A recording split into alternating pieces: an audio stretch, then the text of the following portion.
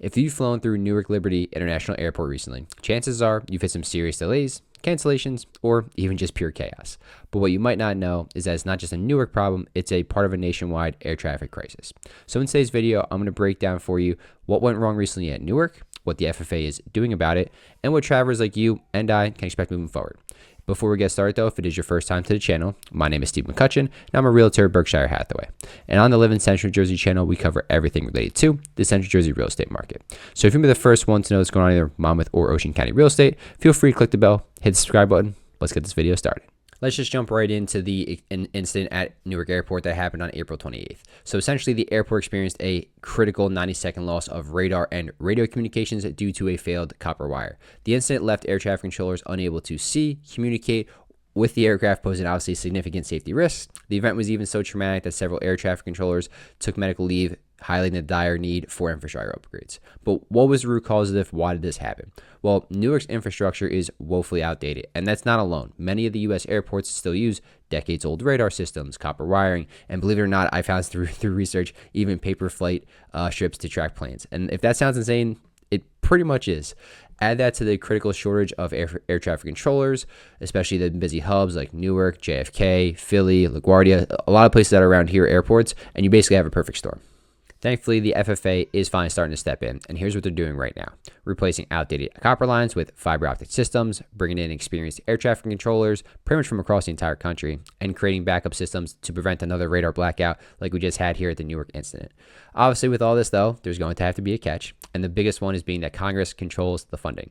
So every few years, lawmakers have to pass something called the FFA reauthorization bill, which basically just sets the budget and priorities from everything, including radar upgrades, staffing levels, etc. Without it, most of these long-term fixes will stall out or just not happen at all. Congress has to still approve annual spending through appropriations. So far, delays, political gridlock, pretty much name it, has basically slowed down major modernization efforts like rolling out the GPS-based tracking that's probably much better for these planes. If Congress acts fast, you could start to see improvement at airports like Newark, probably within a few years, I would say. If not, we're going to be looking at more blackouts, more delays, and the same outdated systems that's running 50,000 flights a day, every day. And if all that's not enough, there's a rehabilitation project going on at a runway in Newark, which is closed for about $121 million, and it's aimed at improving the infrastructure to meet the current FAA standards. So something that's going positive and in the right direction. But with everything we talked about, the closure expected to last until mid-June has significantly reduced the airport's capacity, contributing to increased delays and cancellations, like we mentioned in the intro. United Airlines, which operates the most flights out of Newark, has actually cut down to just 35 daily flights temporarily to help alleviate the congestion. Well, I can also speak to this. Supposedly, though, this is going on in about since mid-April-ish. My last flight was out of there through United was in early March, but we still sat on the plane for about an hour because of staffing issues. So something like this is definitely taking place. So what does this all mean for you and I moving forward? Well, the runway project at Newark should wrap up around mid-June, which I would imagine ease delays. The staffing and infrastructure upgrades, on the other hand, likely months, if not years, if I had to guess, just depending on basically how fast Congress is going to move forward.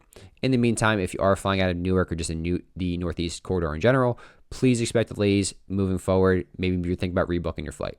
But if you are thinking about flying away and moving out of New Jersey, maybe these airport headaches are the last straw for you. Don't just book the flight. Let's talk first. I offer free, no pressure home evaluations for anyone that's living in New Jersey and are curious what their property might sell for in today's market. And things are changing on the selling side, I promise you. So whether you're planning a move or just exploring some options, I'm here to help. And you can find all my contact information in the description down below. Appreciate you guys watching, and I'll catch you on the next one.